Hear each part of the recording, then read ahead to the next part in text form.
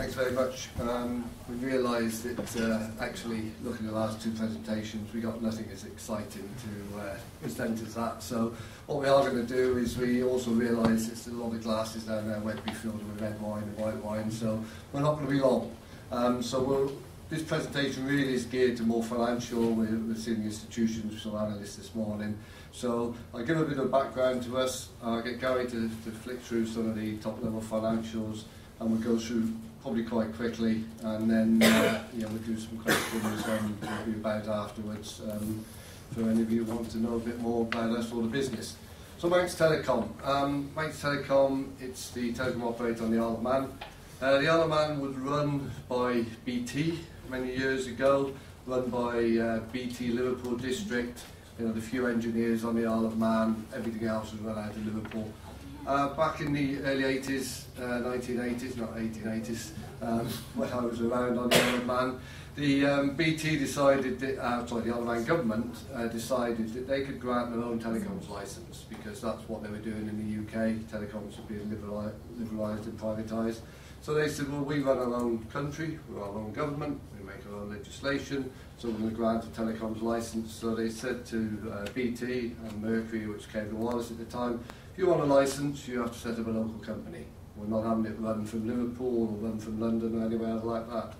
So BT, after a protracted negotiation, won that licence. Sir George Jeffson, who was chairman at the time, came over personally. He stated that we are not going to lose this. So there was a document that went in to bid for the licence that I saw that said there's an upfront licence fee payable for £750,000. When it came out, they gave me the licence application back to go in, and the figure had been changed to £7.5 million. Jefferson decided he definitely wasn't going to lose it. It was seen, I think that was 25% of the Manx Exchequer's revenues at the time.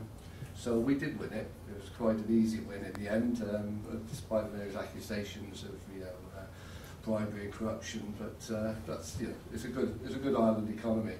So after that, we moved into we had exciting things. We did a first 3G trial, first 3G trial in the world with NEC of Japan and Siemens of Germany.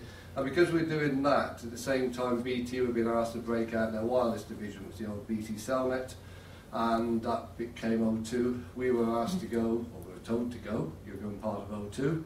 O2 was quite a dynamic operation. Most of the senior management came in from outside of telecoms. David Finch, finance director, Roland Dunn came along with him, who's present CEO of Telefonica UK. He was not a telecoms man. We did have Matthew Key come into finance. He was from Vodafone.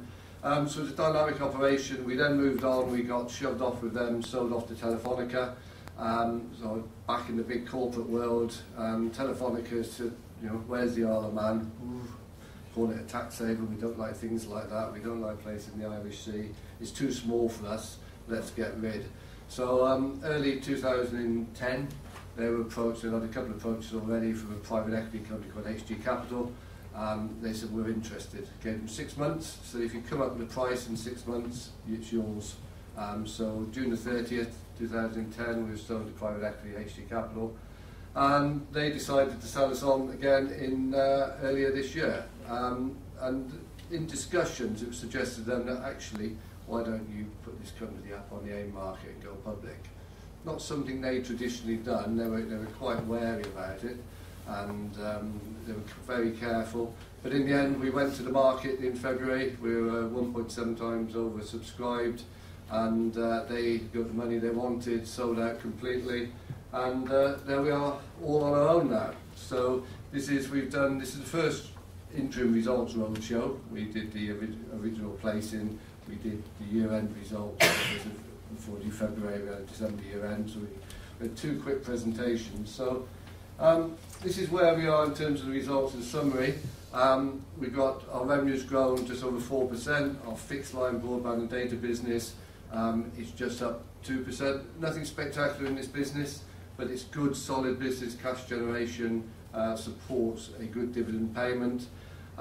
We've got the global solutions business, which we run business in the UK, we'll explain a bit more of. We've got a data centre business as well. We've gone to a new data centre. Again, all of this we can go into very quickly as we go through. We've launched 4G mobile on the island this year. Made an interim dividend 3.3p, which is a third of the total dividend is payable 10th of November, and we intend to declare another dividend 6.6p for year 2014. So based on the original placing price of £1.42, it's a 7% yield. I think as of today the price is £1.75, so it's a smaller yield, but it's the same amount. Financial highlights. I'll pass to my finance director. Hi, I'm Gary Lamb, so I'm the CFO of Manx Telecom. I've been with the company for the past 3 years, and I've been there since it started, about 30 years. Boy. So I'll just give you a brief run through our financials for the half year. So revenues are up 4.4% to just short of 40 million. This is primarily driven by the Global Solutions business, which grew by 30% during the first half, and offset by a small decline in mobile, which is driven by a reduction in agreed mobile termination rates with our regulator. Adjusted EBITDA margins were slightly off last year at 34.7%, and this is primarily due to the cost of being a PLC company since February this year. Adjusted operating profit was up 14% to 9.7 million, and our listing cost was 7.6 million, and we also had a loan cost write-off of 4.5 million. And we'll get into some of the detail in the financials on the next couple of slides. We have very solid cash generation. Cash generation for the first half was up 5%, and EBITDA conversion was just over 80%. Typically, in the second half, our cash flow improves, so that we end up something like 90 to 100% of EBITDA conversion. Our notional diluted EPS there is 7.07p. So if I just take you through a little bit of the detail on the income statement. So the top revenue stream up there, fixed line broadband and data. As you can see, a little bit of growth there, about 2%. That's primarily through us upselling from our basic broadband to high-speed broadband on the island. We have fibre to the cabinet, covering about 82% of the island, and currently we have 18% take-up of that fibre to the cabinet around the island, and we're planning to deliver 87% by the end of the year. Mobile, we've already mentioned, slightly down, primarily driven by the lower mobile termination rates, but in line with our expectations. Global Solutions, again, we'll give you a bit more detail later on that, but that was up 30%. That's primarily our business off island, so that's primarily business in the UK and around the world. Data centre, flat, again, we'll get into the detail there. We have now got an anchor tenant for the data centre. We've built a new data centre and opened it in March this year, increased our capacity significantly, and we've also got a strong pipeline of customers to drop into that data centre. Other, slightly down, that's as a result of lower directory sales, which is an industry trend. Paper directories revenues are declining year on year. Costs were up, that's really driven by a Global Solutions business, an increase in roaming costs. Other increases were pay by 5% because we recruited a few more people, and cost of pay rises. And then we've also got increase in maintenance costs as we completed a build of a next generation network, which we completed over a year ago, and the maintenance costs have increased there. So for the first half, we've seen the adjusted EBITDA increase to 13.7 million. Just a couple of points on the bottom there.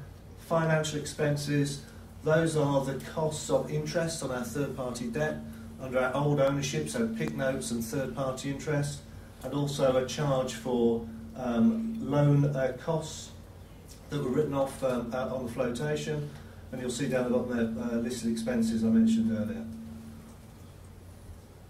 So just a couple of points on the cash flow. You'll see there the net finance, that's basically the cost of the listing this year. And our working capital, we have minus 3.3 million, and as I said earlier, that's not unusual for the first half of the year. In the second half it does recover, so we should end the year something like minus £1 million for 2014. CapEx has grown significantly in 2014, which again is planned. We've made a couple of strategic investments, one into 4G, which we've rolled out around the island, covering 95% of the island, and also our investment in the new data centre on the Isle of Man. Nothing else really to pick up on there. Net debt, we were, as Mike mentioned, we were previously owned by a private equity house called HG Capital. Now we used large amounts of debt. We had 130 million of debt. When we listed, we reduced that debt down to £70 million, and you'll see there our net debt position now is 58 million. That's a level of debt we're very comfortable with, because we have lived in a high debt environment previously.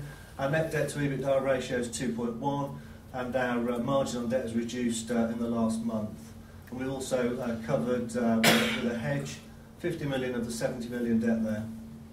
And that rate, along with the uncovered, unhedged debt, means that our debt costs are within our plan, 4% for the rest of the next couple of years.